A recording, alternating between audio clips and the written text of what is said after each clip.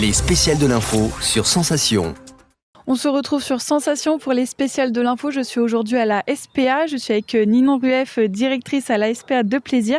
Alors, quelles sont les étapes avant l'adoption d'un animal ?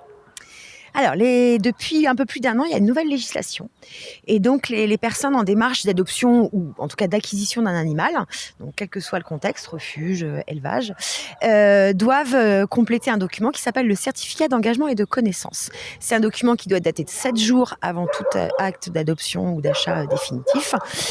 Donc ça, c'est la première chose. Et on l'explique et on fournit ce document-là sur le site internet de la SPA. En fait, ça va expliquer les besoins spécifiques de chaque espèce. Donc, ça va concerner les chats, les chiens, les furets et les lapins.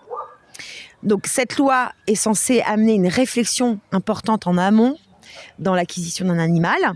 Alors, c'est quelque chose, un processus qui est déjà fait et sur place de vive voix avec les adoptants pour bien voir avec eux s'ils ont pu anticiper, que feront-ils leur animal lorsqu'ils partiront en vacances, ont-ils prévu le budget vétérinaire, ont-ils prévu le budget temps, ont-ils prévu tous les aléas liés à la fait d'avoir un animal, il peut faire des bêtises, il peut faire de la malpropreté, des aboiements, enfin voilà, toutes ces choses. Bon, en tout cas, là, c'est écrit noir sur blanc et les gens s'engagent à avoir pris connaissance de tout ça et l'accepter avant d'adopter. Donc ensuite, lorsque les gens se déplacent au refuge, ils vont échanger avec les agents animaliers. On va leur demander une description de leur contexte de vie pour pouvoir les orienter au mieux et leur proposer des animaux qui correspondront à leur disponibilité et leur contexte de vie. Et quelles sont les principales causes d'abandon ? Et y a-t-il différents types d'abandon également ? Oui, bien sûr. Alors, malheureusement, la plupart des abandons auxquels on est confronté, mais quotidiennement, on a plus de 10 demandes d'abandon de chiens par jour. Donc, pensez bien que le refuge est en continu. On n'a pas la possibilité d'absorber toutes ces demandes-là. La plupart du temps, c'est parce que les personnes ont pris un animal qui ne correspondait pas à leur possibilité et on se sont rendu compte trop tard.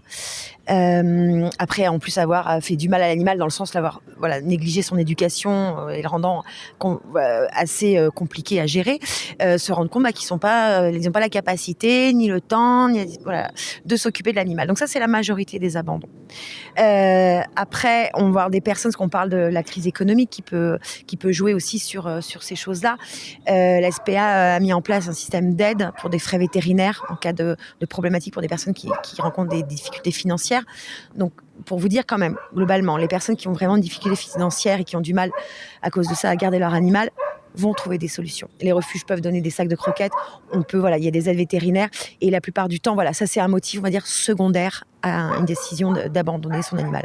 Et puis, des propriétaires, surtout dans des situations humainement compliquées, maladie, et effectivement, on a le cœur déchiré parce que ces personnes-là sont traumatisées d'avoir à faire le geste d'abandonner leur animal pour des raisons si graves.